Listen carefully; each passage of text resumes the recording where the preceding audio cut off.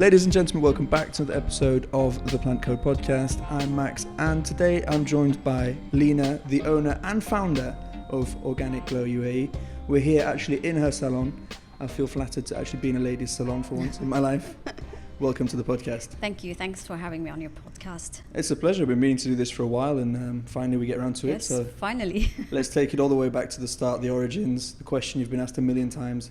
And you will be asked a million more times, but no problem. At least it'll be on tape and you can just send them this video if necessary. So why did you go vegan?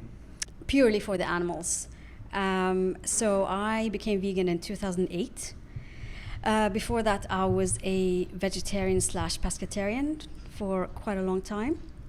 And then I one day read a book, and the next day I went 100% vegan. Which book was that? Skinny Bitch. No way. Yeah. Because I just recorded with Nada, One Arab Vegan, and she mentioned exactly the same book as you. Yeah, it was so powerful.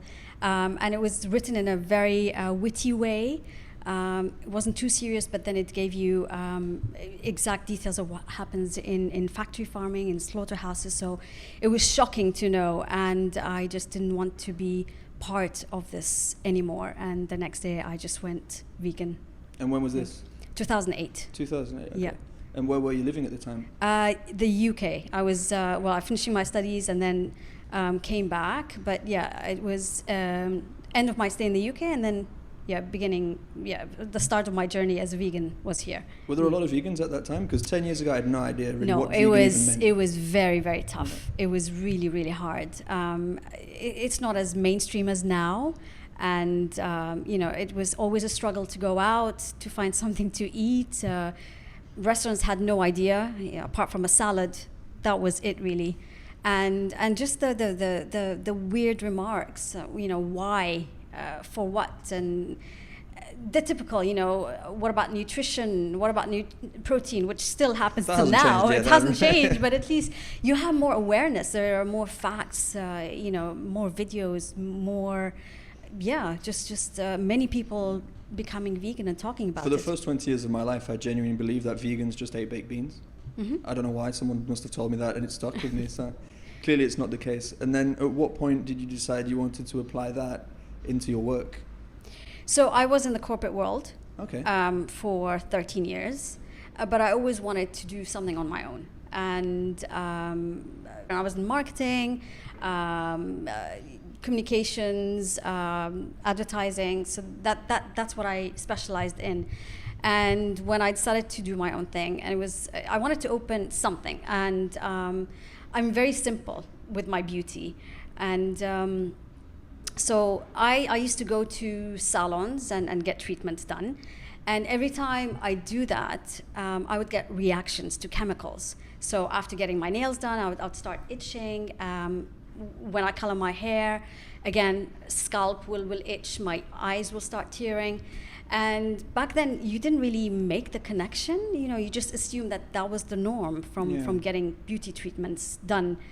And once I figured out there was a connection between the products used and me getting these reactions, then I knew that it was based on the harsh chemicals that I used. But which chemicals is it in those products that you were reacting to? So basically from anything from formaldehyde to parabens to toluene to lead to camphor. Lead? Yeah, okay. Yes. I mean, you find lead in lipsticks or nail polishes.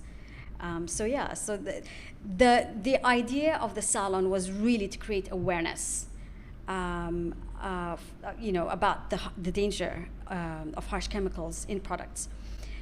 The vegan side, obviously, I was vegan. So I was vegan in 2008. Launched the business in end of 2009, beginning of 2010, But my focus was the toxic-free side, and not so much the vegan side. That was a given. Yeah. I mean, my products were anyway cruelty-free and vegan, but I didn't really highlight it. But it's not the same thing, though, is it? Cruelty-free and vegan? No, it's not. It's not. You could have a product that doesn't contain any animal ingredients, but it would be tested on animals. You have to be very careful that a product has to be cruelty-free and vegan. Right. Okay. So it doesn't contain anything from animals, and it's never tested on animals. Okay, and so you started this, you mentioned earlier, it was so pretty quick actually. You went vegan 2008, 2009. You're pretty much going through a whole life transition, really, aren't you? Yeah, yes. Was it a bit of a crisis time, or was it generally a natural transition for you? In terms of veganism or the business, or? In your personal life as well, you know, I mean, because you're going from a corporate world. Yeah. It was very scary. It was a huge shift. It was very huge, but it's just something that I wanted to do. Yeah. I worked until 2010. I mean, but it was very hard creating the business and going after work and checking the progress and then going back to work the next day, and so it was very stressful. Yeah. And when I was ready to leave work for good, I just took this step and yeah. Because I'm sure there's so many people out there that envy you, that are in the corporate world, that would love to, you know, do what they want to do, start their own business, work for themselves, especially doing something like you are, which is vegan, cruelty free. Yeah. But then to take that actual step of leaving the corporate world, Yes. leaving that comfort, leaving maybe money on the table. Yes. Because I'm sure you took a pay cut as well. Oh God, yes, big, yes. Yeah. Yeah, I mean, it's a struggle. Entrepreneurship is not easy, but as long as you do something that you're passionate about, and just continue evolving, and knowing that you're doing a difference to people, that really makes me happy. I mean, we all have our ups and downs when it comes to running your business, but really the satisfied customers and just creating that awareness, I should use this product instead of this, and why I shouldn't be using this, and use this instead. So it's great to see that I am contributing to some difference. And eventually, as years went by, I evolved into really, focusing on the vegan side as well. And it's incredible the amount of animal ingredients that you find in random products. What are some of the strangest ones that you found? So there is a chemical, well, not a chemical, it's an animal ingredient, squalene. So that's from fish scales, which gives that pearlescent shine in some nail polishes. How do they even find that? How do they try it? How do they come up with that idea? I have no clue. Yeah. So, and then, there is like animal hair that they use for makeup brushes. False eyelashes are made from mink. From the fur? From the fur.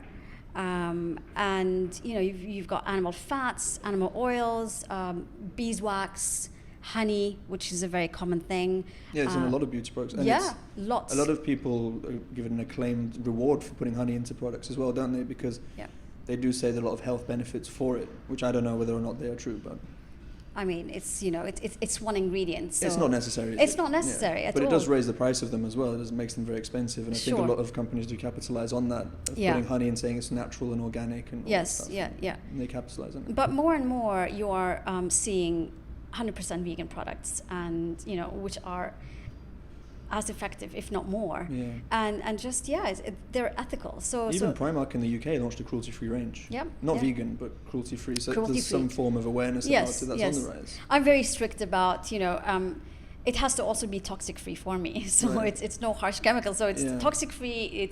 It's vegan and cruelty-free. Yeah. That's something that I'd never really heard of, is toxic-free as well. In which products are they usually the toxic? So, for example, a nail toxins? polish, a regular one that you would find in a supermarket, that would contain, 10 to 15 harsh chemicals. Formaldehyde resin, camphor, parabens, lead, xylene. I have no idea what any of these words mean, but I feel like it's not something you should be putting on your skin or not your body. Not really. So we always promote our nail polishes as being 10 free, which is 10 free of harsh chemicals. Okay. But in addition to that, they're also cruelty free and vegan. Yeah. So what kind of clientele do you have? Is it mainly vegan, or is it? Not really, no. We have lots of pregnant women coming to us because, our treatments are healthier. We have lots of vegans. We have clients who are just following a more holistic approach to their beauty. Environmentally conscious clients, it's a mix. It's a mix, and we get just regular Yeah. clients who just appreciate a more natural approach to And you getting must their have really nails in hair. interesting conversations with them as well, because automatically it all comes up, doesn't it? The animal products, the animal testing. Sure. You must have some fascinating conversations going on in here. If I'm in the salon and get to speak to my clients, yes, but I'm not normally in the salon, so it's a small space, so it Yeah. gets crowded if we're too many people. Well, especially But- if I come here with microphones every day and just sit in the middle and take up all your space. Yeah. We have a list, Yeah. of how we're organic and eco-friendly, and I always put on social media, things about veganism and beauty, toxic-free, and animal cruelty Yeah. and beauty. So I also educate followers on the beauty industry, and Because I follow you on Instagram as well, at Organic Glow UAE, I believe yes. it is. Mm-hmm. And you often post pictures of your staff as well. Yes. Which is great. I find it's great to empower your staff and to show gratitude towards them. Yes. What's their approach and what's their thoughts on the whole cruelty-free and organic thing? So it's been a learning experience for them. They're not necessarily vegan, but Yeah. but obviously they promote. They're very proud of the owner being vegan. So that's something they tell the clients, and the clients are like, "Oh wow, that's great that your owner is vegan and she has a business that's vegan." But I've also two of them I've had since day one of the business, and that's very rare in the UAE to have staff stay with you 10 years, 10 plus years. So it's amazing. They're happy. They love what they do, and they're very proud of what we offer in terms of products and services. So yeah,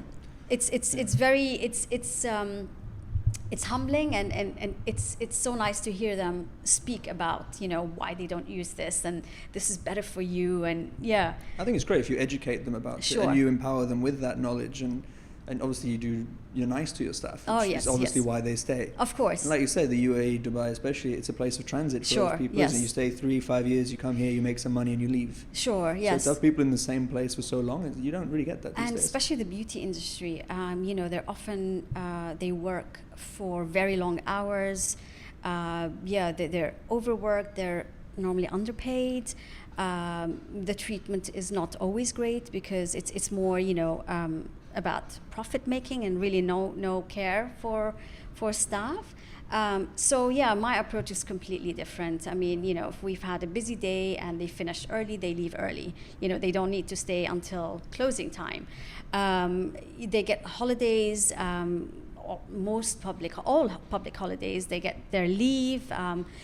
So it's a more relaxed approach, but you see that it is effective because Yeah. they really work from their heart. It's beneficial for you as well, isn't it? And it shows, and we get comments from clients, new clients, who say it does reflect on your staff because, it shows. It shows that they're really passionate about what they do, and they love it. Because I find in a lot of businesses, you do see that people treat their employees like lemons. Just squeeze them and get as much as you can out of them and then throw them away. Yes. Whereas what seems to work as well, and I think there is a shift in that in the business world as well. People are trying to listen to their staff and try and to understand what they want and trying to give them that, and then it empowers you as well, and it's better for your business, isn't it? Yes. The biggest problem I see is when owners are not fully passionate about what they do, and they just give it to a manager to run the business.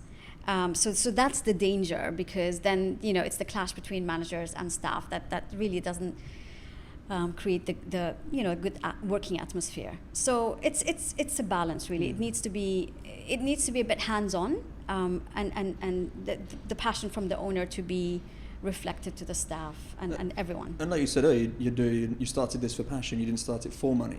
Yeah. So it changes your approach. You're not just looking black and white at numbers on paper. Yes, right? I basically did what I believe in. Yeah. And this is how I live. I mean, this is what I do in terms of my beauty routine.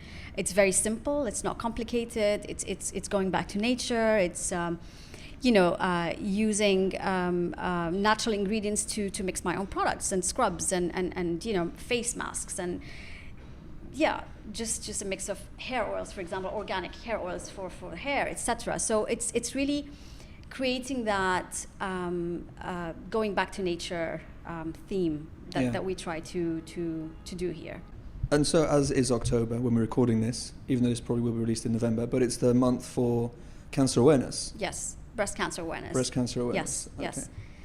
Does that have a big impact on your business as well? It does, because every year, I try to convey the message that people need to rethink pink or think safe pink, which means that you don't just buy a product, any product that has a pink ribbon on it that will support cancer research, and use it, knowing that this product contains the chemicals that causes cancer. So yes, so again, I try to educate women on how they need to be very selective on which products they choose to use on themselves, especially during October, and you've got supermarkets and everyone just marketing products and just sticking the pink ribbon. Yeah, it's a logo sales strategy. It is. But in the end, it's like it's what is in this product, and mostly they're full of toxic chemicals. And do you think those products, say in the nail polish or in the face creams, or do you think they actively contribute towards cancer? Well, yeah, I mean, it's been scientifically proven that some chemicals contribute to cancer. Yes, it's toxic chemicals, so it's ingesting toxins in your body, and the skin is the biggest organ, and just imagine the cocktail of chemicals that we constantly use on a daily basis, from hair to face to skin moisturizer to under eye cream, and it's endless. And if all these products contain toxic chemicals, it's just a cocktail of toxins going in your body. And there's a very interesting fact that I always repeat: it takes just 26 seconds for chemicals to be absorbed in your skin. Really? In the bloodstream, yes. That's terrifying. Yeah, it is terrifying. Because we talk a lot about the health aspects. There's a raising awareness about meat and type 1 carcinogens, processed meats and all that stuff. There's definitely a raising awareness about that. A lot of people, even if they're not going vegan, they're talking about reducing their meat intake. It's become a part of the conversation now. Yeah. But when it comes to beauty products, you don't really hear that as much, do you? No, you don't. I mean, this is why the beauty industry has and is still continuing doing what they're doing, and they always come up with new products that have new chemicals that promise magical resules. Yeah.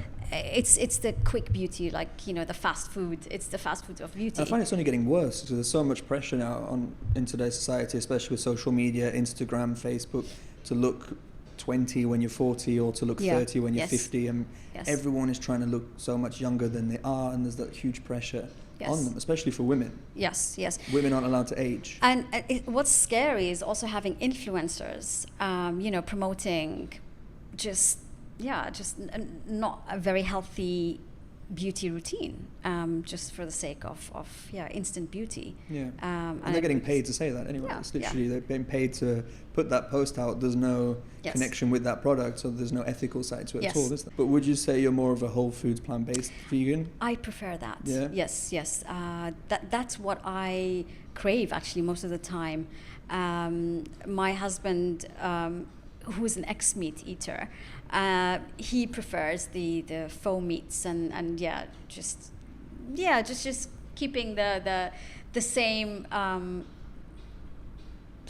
look and feel of food, but using the fake products, the fake meat products. I mean, when you've been away from meat for a long time, you don't really crave those products at all anymore. That's why I stopped it the first time, because I mean I was vegetarian for a long time, and I just hated the smell and the taste of. I mean, we were raised on meat.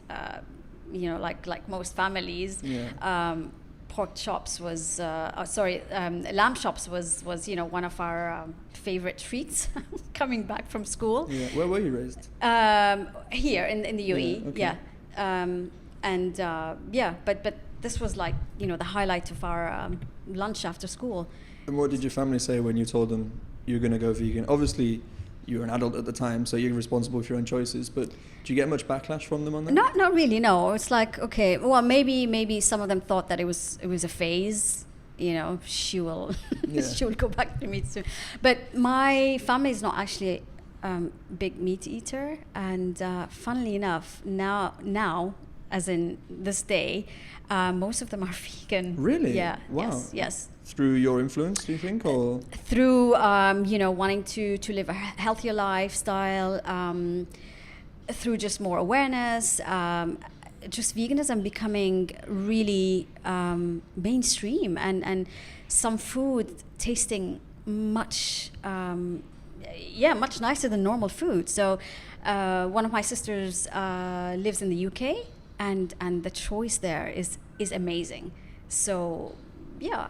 The UK is amazing for veganism. I mean, Bristol in the UK is the capital of the world for veganism. I was in London the other day, and it is everywhere. It's everywhere. It's everywhere. I mean, most of the supermarket chains have their own food brands. You have so much now in terms of vegan options. It's really, really, it's nice to see. Yeah. Especially that back in 2008, you just didn't see that. Exactly. I mean, you started this, you said 2010? Yes. I'm really bad with dates. I get them wrong all the time. Yes. I got that right? Yes, That's you did, yes. One. Every episode I mess up dates for you. So 2010, you opened a vegan, cruelty-free, organic beauty salon. Was there a demand for that at the time? I would say not really, because it was fairly new. It was the trend was becoming more popular, but not too popular in the US and Europe. But here, when I did my research before opening, there wasn't anything that offered natural organic treatments in a salon. So yeah, it was a great opportunity. But it was more of organic products were already in the market, but they were much higher in price, just like food. Yeah.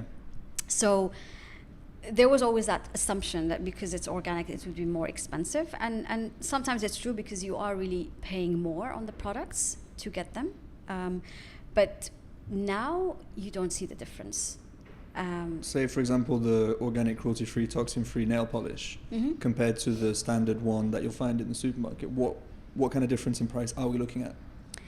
I don't know the prices of supermarket brands, because I just never look at anything like that. Yes, but you'll be surprised. I mean, even actually a better example would be the really expensive brands. The French brands, for example, without now naming anything specific, but these would retail for double, triple the price, and they would contain a shocking amount of chemicals. So yeah, you just need to know what to choose. But I always find that an interesting debate when it comes to food as well, because ultimately everything that you eat or everything you consume, you put on your body, it's an investment towards your health. Yes. So either you pay for it now or you pay for it later. Everyone's willing to pay like $1,000 for a phone. Yeah. But you're not willing to pay an extra $1 or $2 for healthier food. And a doctor's bill is even more expensive. Of course, yeah. And shortening your life and all that stuff. But we don't think long term, do that. We want the instant gratification for everything. Yes. Same with beauty. It's always that instant result. Yeah, gym, and no one wants to put in the hard work. Yes. I mean, entrepreneurship as well. Everyone wants to be an entrepreneur these days. Yeah. You look at Instagram, everyone's an entrepreneur. Yes. But then when it comes to like getting down to the nitty gritty of it, putting in the hard work, like you've been doing this for almost 10 years now. Yes. It's not easy, is it? No, it's not. What were the initial challenges that you faced when you started? It's a learning curve. Yeah. I mean, I've done some stupid decisions. I've lost money. I've changed locations twice. This is the third location. Yeah. It's ongoing. You know, it's always. You sometimes are surprised with things that come up, but it gets easier each year. You get more experience, I guess, and you become more resilient. And it's less shocking than in the beginning. So it's still a learning experience. Did you ever wake up in the middle of the night like, what am I doing? Yes. Like, I want to go back? Yes. With the cold sweat of... Oh my God, yes. Yeah. Do you still get that, or is that kind of moved on? Not really, no. I'm so in love with my business. But there have been some years. We once were asked to vacate the small villa we had on Al Wasl Road, because they were building the canal. And that was the worst feeling ever. It's just waking up and you're like, what am I going to do? Where am I going to go? And am I going to continue? It's just, you do go through ups and downs. Yeah. What kind of advice would you have to people out there? I'm sure that, because every vegan wants to start a business. Yeah. Everyone's like, I need to change the world. And I do believe vegan businesses are one of the best ways of activism. Yes. Because you're literally providing a solution. You're not just pointing at the problem. You're providing a valid solution to these problems. Yes. So what recommendations would you have to the vegans out there Mm-hmm. that are considering starting their own brand, business, Mm-hmm. restaurant, all that kind of thing? Do it. Okay, it is very scary to make the move and take the step to do it, but do it. Yeah. And just do it with passion. So you have to really believe in what you're doing, but don't do something because you want to copy someone or an idea. Have your own creativity and launch something that is close to your heart, because it will reflect, it will show in your business. And just do it. There's no perfect time. Plan well, do your research, do your number crunching, because sometimes you will get the surprises if you're not ready. But just do it. I mean, if you have something solid and it's going to be an idea that will help others, why not? And you'll never know till you do it, really. Will you? Exactly. And if you fail, I mean, at least you can say you tried. Yeah. There's no shame in that. But failure in our society is really looked down on. Whereas I do believe that every specialist, everyone who's good at something, it's just someone who's made every mistake in the book. Yes, I mean, failure is part of success, right? I mean, when something doesn't work out, you need to think of plan B and do it. Yeah. So if this didn't work out, so what can I do to make it happen? And you just need to think, what else can I do? Did you have any kind of fear of judgment from the people around you when you kind of threw in the corporate life and like, I'm going to start this business? Did you think about what other people are going to think of you? Because that's something that holds a lot of people back. I didn't really care about that. It was really judging myself. Yeah. It's fearing me failing. And then what am I going to tell people? They're going to laugh at me if I fail. So, it was my own challenge. Yeah. And what did your husband think about it at the time? I started the business before I got married. Ah, okay. Yeah. So that you're on your own at that time. I was on my own. Okay. Yes. Yeah. So. Yeah, but he supports you. Yeah, through. Emotionally. Yeah. Yes, he's there. Yes, he's. I mean, it's great to have somebody who you can bounce ideas onto, and just being supportive. Yeah. And they are a beautiful couple, by the way. I will put a picture of them in this. Thank you. Actually, Chris, come here. Come here. Yes, you do. You look great, Chris. Come. Just have a quick look at the camera. Give them. Look at this beautiful vegan couple that we all aspire to. Hello. Hi, everyone. Would you like to say any special words to all the vegans and non-vegans out there? Well, absolutely. When it comes to the women, I think they should definitely look into everything that Leena has just been saying, because it is about your own body and what you put on it, and not just vegans is what you put in it, but it should also be what you put on it. And I think there's such a lack of information out there, and Leena is doing a great job trying to educate everybody, but it's just like a lone warrior, So I'm very grateful that you guys are doing this, having this podcast and bringing awareness, because it's really, really necessary. Thanks, Chris. Thanks for the support. Thank you. That was very nice. Yeah. All right, get out now. You're going to steal the show otherwise. Yeah. Yeah. So, I mean, it is great that you have support at home as well. Yes. And being in a vegan household. Yes. Because a lot of people ask me, I want to go vegan, but my partner's not vegan, or my mum and dad won't let me go vegan. Because a lot of the younger generation now, I mean, I'm a millennial. So now there's, after me, it's Generation Y, Generation Z. And now they're starting to look up to my generation, which is a bit scary because we're the spoiled brats of the 90s. So what would you say to these people who their partner isn't vegan, but they want to go vegan? Like, how would you compromise in a relationship, or would you not? So when we got married, Chris wasn't vegan. He's 90% vegan, almost. So our household is 100% vegan now. He comes from Belgium, so they're heavy on meat and dairy. So it's a norm in terms of dietary lifestyle.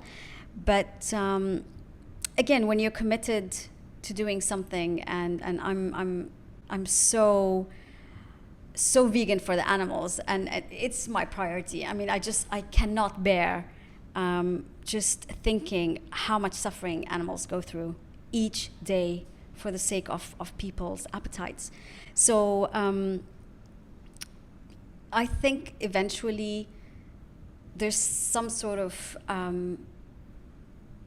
influence that would rub off, and the fact that, you know, do we really need to eat this in order to be happy? What about the animal? So don't be very strict about the approach, you know. Do it with love and show why, you know. Do it happily, with happiness as well, you know. Like it's really not that bad to be a vegan, and I get my numbers checked, you know, during medical checkups, and everything is fine. You know, my calcium is fine, my B12 is okay, vitamin D is okay. So I've been doing this for 11 years, almost 12. Wow. Yeah. I think that's one of the misconceptions that we have.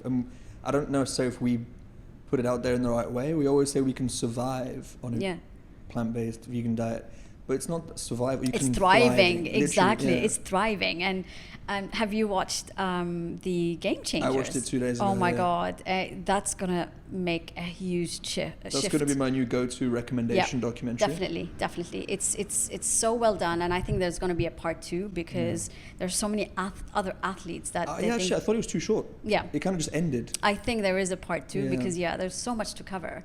There's so many more athletes that they haven't talked about. For me, there were 2 really powerful scenes in that. First of all, when Arnold Schwarzenegger is telling you don't eat meat, that's mind-blowing. Then second of all is when there's that team of American footballers. They're around the table, and the wife of one of them is doing meal planning. I know. And she's cooking for them. An amazing and you've got cook. these like huge athletes, like tucking into fully vegan food. And I find it's just beautiful to see, and it's so empowering. And if they can do it and they thrive on it, and they become better athletes for it. And you know, they've got muscles. They're like, so they're fueling it with some sort of amazing nutrition. Exactly. You can't say they're not real men or whatever that means in today's society. Yes. And then it's people like the fat, overweight and ugly that are standing there in their flip-flops telling people you need to eat meat to be a real man. It's crazy. It's crazy. Yes. Well, it's the same like, you know, what they said about smoking. Yeah. It was endorsed by doctors and and then doctors smoke Camels more than cigarette. So we live in a great time to have such awareness. And I want to add something. I'm useless when it comes to cooking, and Chris is just an amazing, cook. Seems like Chris is a bit of a catch. So we eat amazing vegan food at home, and it's all freshly prepared, and it's lovely. Yeah. Okay, that's good. So that's how I'm getting my nutrition. Well, that's perfect, isn't it? You run the business and he cooks for you. I mean, it's perfect compromise. Yeah, I was a very boring vegan cook when I was alone. So, you know, I'd boil some quinoa and maybe steam some broccoli and that would be my meal. I'm a bit of a one-hit wonder, so I just put everything into the rice cooker and hope for the best. Just can't be bothered to wash anything. So I like put some rice, put some vegetables, rice cooker. When it's ready, it'll switch off. That's how you get your B12. You don't need to wash anything. Yeah, I don't wash anything, so it's fine. It's great. I think B12 is absolutely fine. So how have you seen the Dubai vegan scene change in the past 10 years? Because at that time, I'm sure there was literally nothing going on. Nothing. Nothing. I mean, the best thing that happened during that time was the Organic Foods and Cafe, and it was like, oh my God, you know, you can get organic food, and so. What's happening today is amazing. We are spoiled for choice now. I mean, even in the best restaurants, in the biggest restaurants, in hotels, the choice and most restaurants have a vegan menu now. Absolutely, yeah. It's crazy. It's insane what you find now. I'm so happy. I mean, the options that we had going out is so easy now and so fun. For me, that was the most frustrating originally. Was you've got great cafes, you've got great places for lunch, but you've got nothing on the evening. Nothing like social and fun where you can go out and you feel like you're actually going out for the evening. You know, you don't feel like you're going into a yoga studio when you want to have some food. Because it's not my scene, it's not my thing. I'm not one of those vegans. Whereas now, you have in bars, in restaurants, you even have fully vegan pubs in the UK now. So the scene has changed immensely. Have you tried out all of the vegan restaurants in Dubai? Not all. You always find something new. You know, coming up, and lots of online restaurants as well that you can order from. But doing my visits, I haven't been to all of them. Because there's Zest actually just around the corner from here, isn't there? Not far, yes. That's in JVC. No, it's in JVC. I think it's in Arjan side. Yeah, you're right, yeah. Because I did an episode with Christina a while back. Yes, Which is nice, yeah. Because she's fully vegan as well, and quite a long-term vegan, and it's true you kind of got like this huge gap between the kind of long-term vegans, long-term being over 5 years really, because it's still quite a recent movement. And then you've got the new vegans, like myself, like 2-3 years. Yeah. And for us, we're just spoiled with the options that we have. My God, like, yes. Now everything's so you have easy. it so easy now. You can deliver everything. You can find all the information you need on the internet, on Netflix. You've got books. You've got everything. I mean, 10 years ago. Yeah, nothing. No social media. Yeah. Yeah, no videos, no nothing. It was just books, really. So yeah, and it was because of a book that I turned vegan. Yeah. Yeah. Have you watched any of the vegan documentaries apart from Gamechangers? Like what? There's What the Health, Cowspiracy. Oh yes, yeah. I don't watch anything. For example, Earthlings. I mean, I was vegan at the time. That was 2005. That was, yes, quite old, but I couldn't watch it because anyway, I was already not contributing to the suffering, so I didn't have to watch it. But that's really hardcore. I mean, that's great for non-vegans. But I do watch the ones that don't have any graphic content. Scenes. Yes, yeah. I mean, you don't need to watch it. You're not contributing towards it. I haven't watched Earthlings. I tried watching Dominion as well, which came out last year, which is similar but set in Australia. And I got to 15 minutes. I was like, this is breaking me. Oh, wow. And I cannot watch it. But you see, you need to break a person that is not vegan in order for them to make the connection that this is what you're doing to animals. And yet, if we show that kind of footage, we're the crazy ones. Yeah. But they're the ones paying for it and contributing and making it happen. We're just trying to show them where their dollar goes. Yes. Because the power of your dollar is a lot more powerful than we give credit to. Oh, yes. And you see it now with the fast food chains. Every one of them has a vegan option, a vegan burger, and yeah. So what do you think about all the fast food chains and the Impossible Burger and Burger King and McDonald's now? I had one actually in Berlin, in McVegan or whatever. Wasn't that good, but I think it's great that it's on the menu. I still don't support them. I mean, it's great that they're offering something that is vegan, but I'd rather support a small vegan restaurant or, an ethical business that is 100% for the animals. They still, use animals from factory farms and they contribute a lot to, I do find it very conflicting because I was reading an article that mentioned that since KFC since Burger King brought in the Impossible Whopper, their sales went up, but also for their regular beef burgers. Yeah. So obviously it brought in vegans. Yes. But it also brought in a lot of non-vegans. Yes. So it just increased their profit overall. Exactly. And that money goes into the same pot. Exactly. There's no vegan pot. That's it. And that's where I find it very morally conflicting to support them. Yeah. Yes. Because in an ideal world, obviously, every business would be vegan. Yeah. But I kind of feel like, I don't know if they're a necessity, but it does raise that awareness. It gives that point of entry for people that go to these places. Like, there's a vegan thing on the menu. What is vegan? Maybe I'll look into it. Maybe I'll watch Earthlings. Yes. 2 minutes later, you're an animal rights activist. So it happens for some people. Yeah, no, of course. Any change, any small change is great. Yeah. Yes. Yeah. What would you recommend to non-vegans who are curious about veganism? Where would you recommend that they start? Well, people do it for different reasons. So I do it for animals. If there's no connection with animals, then you try to convince them that it's because of the environment, health. So it depends which angle you want to convince them. But I think watching a documentary would be great if they're open to it. Yeah. Give them a Beyond Burger, Beyond Meat, and let them see if they can tell the difference. I personally can't eat this; it's too alike, the real stuff. But that's a good start. This is what a fake meat burger tastes like. So that's a good start. And I do find that animal testing. Yeah. Because everyone hates animal testing. It seems like everyone's against it. No one really wants to support animal testing these days. Why would you? Yeah, when you see footage of it, I find that's very it's a great way to start that conversation with people as well, because a lot of people do actually go vegan through animal testing. Yes, yes. Or from horse riding, or from beauty products. Yes, I'm an ex-horse rider. Okay. Yeah, so I grew up with horses, and I used to compete show jumping, throughout my younger years.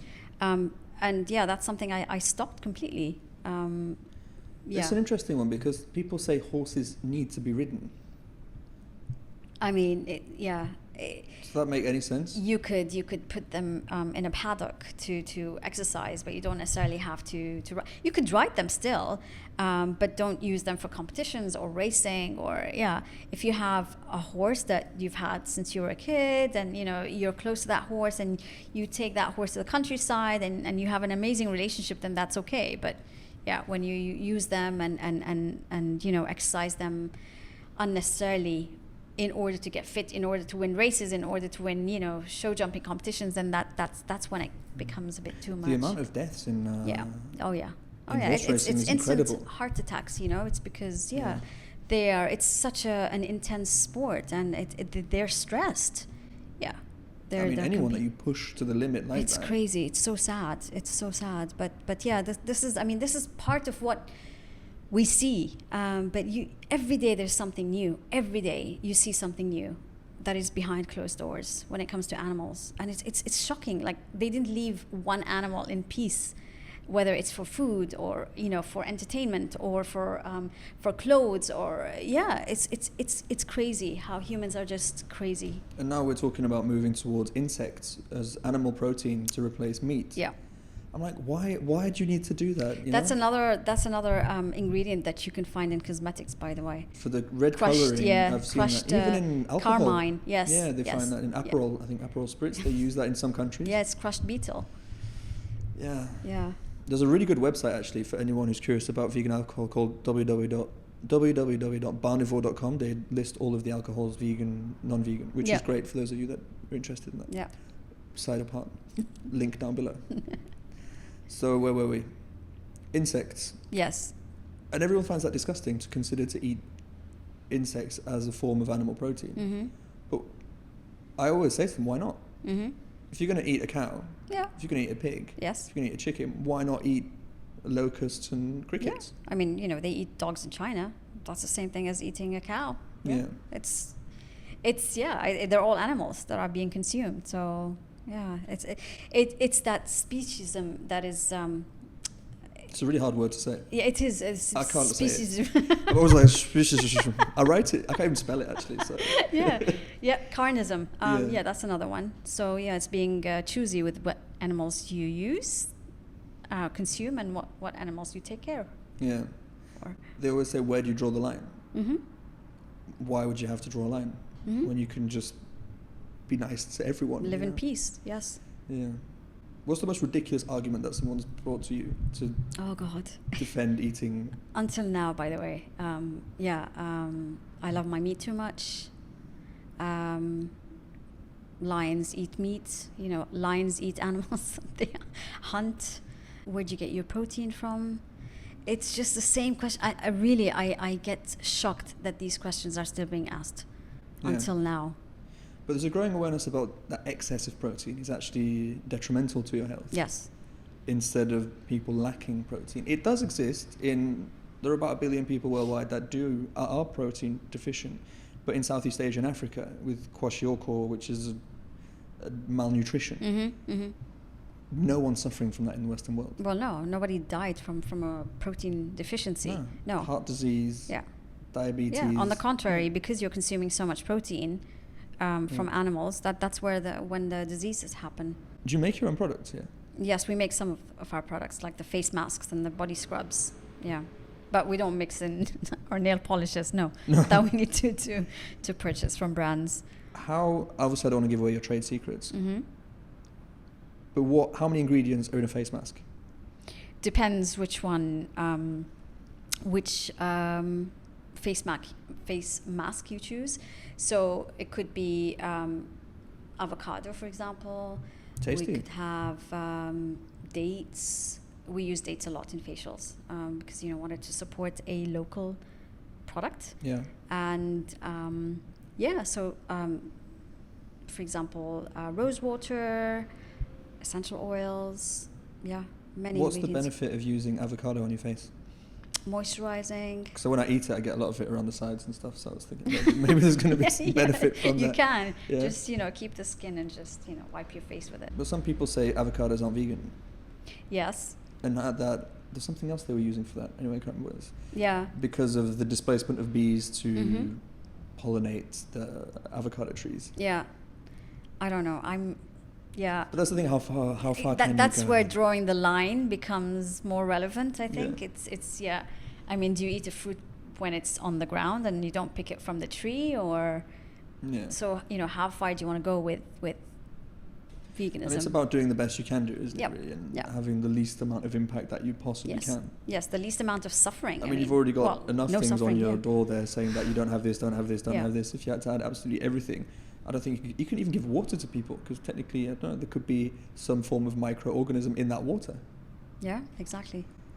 They say the most vegan thing you can do is die. 'Cause Yeah, then you you go back to yeah. earth, yes. And then you feed the earth, I suppose. Exactly. If you do it that And way. imagine, having that vegan body. Yeah. Yeah. Anyway, that's a bit Stick- morbid. Let's not Yeah, get no. into that. Even though actually it's a very interesting thing to talk about. Is there's a lot of things now they're making these pods that you can be buried in and all Yeah. that. Anyway, I'll keep You that can for go back into a You tree. can be a tree. That's Yeah. amazing. That's great. Yeah, I might do that. Not now. Give it a while. You give it a while. Still have Video time. record it whilst. Anyway, not what we want to talk about. So where can we find you? Obviously, we're here in your location in JVC. Yep. Jumeirah Village Circle. I will put the location to it. Your Instagram, as I mentioned earlier, at Organic Glow UAE. That's correct. Yes. And Facebook is the same. Facebook's the same. Mhm. You have a website?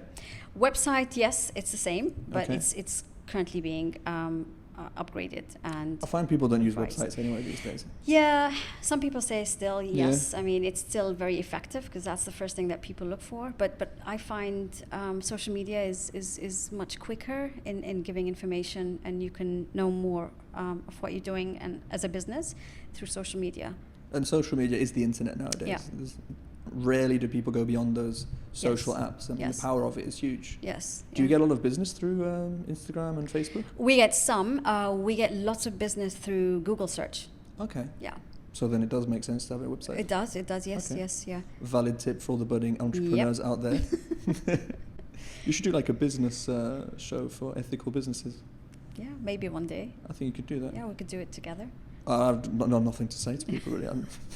I've always got a lot to say, not necessarily valid information about business. But anyway, so before I wrap this up, if you could say one thing to all the people that want to remove all of the animal cruelty, all of the non-vegan products from their beauty products, because all of us, even me as a guy, like I have at least 3. Mm-hmm. But most people have hundreds of them in their, in their bathrooms, all the tubes and all that kind of stuff. Yeah.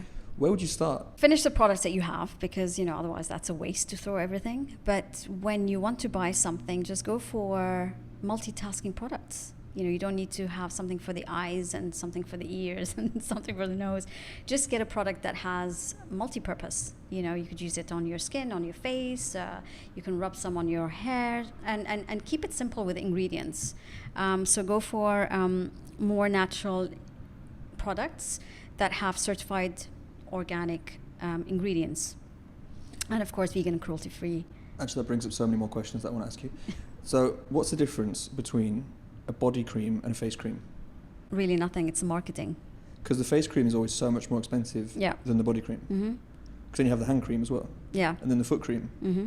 and then the leg cream, Exactly. It's endless. and then the left leg cream, and then the Yeah, knee yeah, cream. it's- You've got yeah. a cream for like But every it's true. inch of skin. It's true. There are creams that are specifically for knees and elbows.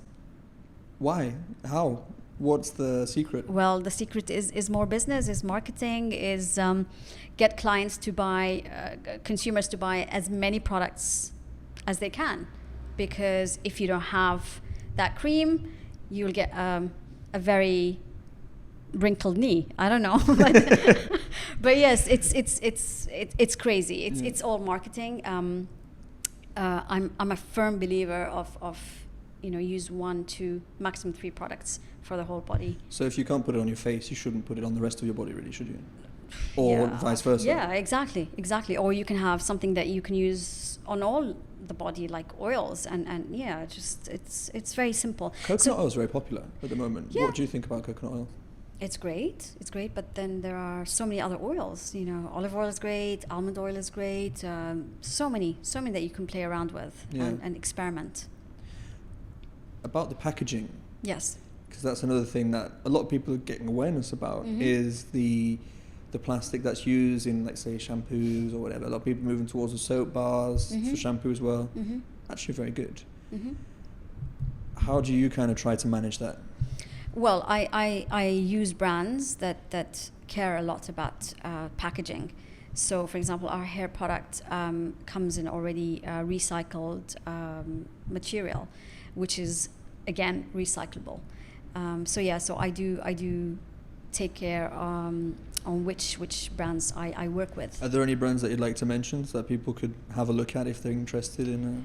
For example, our hair brand is Tabitha James Kraan. It's a UK brand, and the owner is very ethical and really cares about the ingredients and the impact on the environment. Okay. It's a fully vegan brand as well. I'll definitely put a link to them down below. And I think the best place for people to find them would literally to become here. Yeah, yes, Try or it just, out. send me a message on Instagram and I will answer any questions that they have. That is for us. amazing. Leena, thank you so much for having me in your salon. It's Thank been you. on my bucket list to be in a women's salon. There That you sounds go. really creepy, actually. I shouldn't say things like that. Definitely going to cut that out. I look forward to having you back.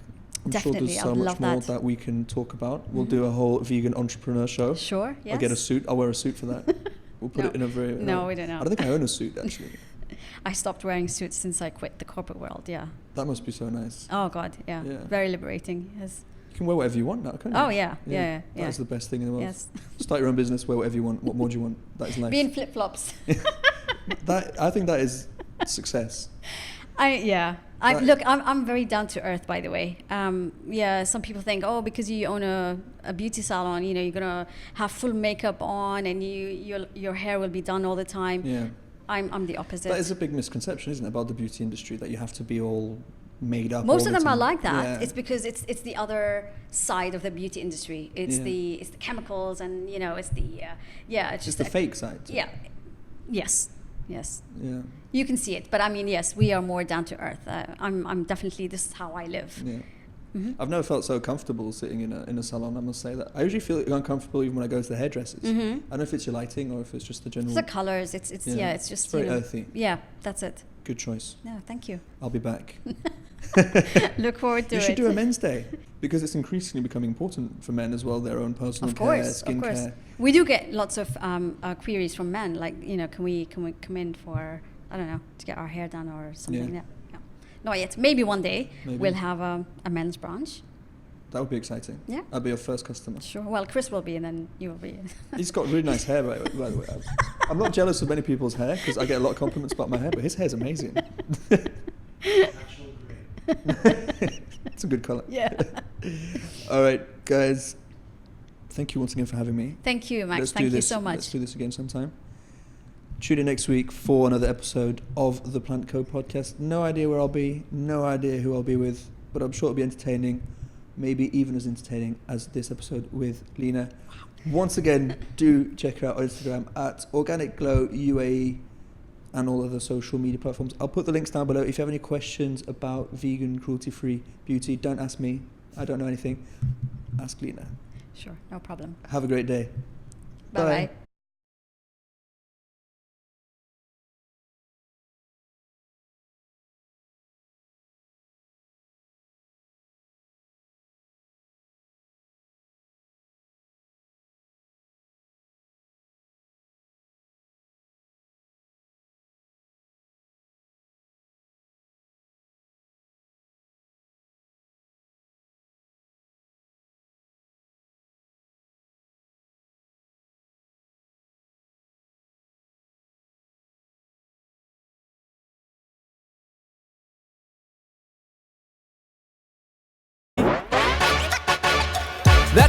year that they're saying's our last, unless we make a change now, and we gotta be fast. But first we gotta make a shift in what we put in our mouths. See, silly billies thinking vegans eating grass on the ground. We talking fast food, yo, it's burgers and fries, and it used to hurt the earth and the birds in the sky, but now they making it with plants, and it's so much better, cause the animals are safe. No more changes in the weather, we better act fast, cause the ice barely freezing. The world's changing quick, so welcome to Planet Vegan.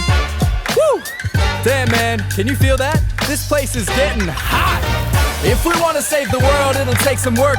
If you wanna make it better, then take off your shirt, wave it round your head, and jump into the streets. The revolution starts now, can you feel its heartbeat? If we wanna save the world, man, we better be quick, cause we're killing all the piggies and the cows and the chicks. And I gotta be honest, I ain't a fan of our fate, but we can make a change now, and it starts on our plates. All around the world, it's a brand new dance. What you're making out of bodies, yeah, we're making out of plants. We gotta save the pigs and the fishes in the sea, so hold on to your pants, Planet Vegan soon to be. There's a change up in the system, I can feel it in the air, but it benefits us all, there's no need to be scared. We're gonna change the world and we'll do it in a day, so don't fight the future, Planet Vegan's here to stay. If we wanna save the world, it'll take some work.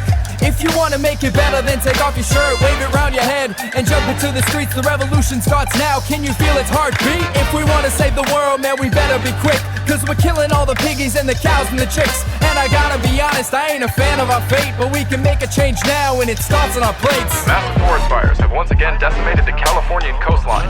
Iceland just held a funeral for the first glacier ever lost in the country's history due to warming weather patterns. Europe was just hit with the hottest temperatures in recorded history. Thousands of people are already dying every year from climate change related issues, and this number is expected to rise exponentially over the coming decades. Okay, this apocalyptic nightmare is about to be real. Forest fires, oceans flooding, let it fill you with fear. A billion refugees running across the borders in pain, and they're drowning while you're saying you're refusing to change. Slaughterhouses filled with bodies and they're letting out screams, but you're saying it's a lie, that it's only a dream. Let me tell you something, man, the nightmare is real, and you're paying for it daily with your supersized meal.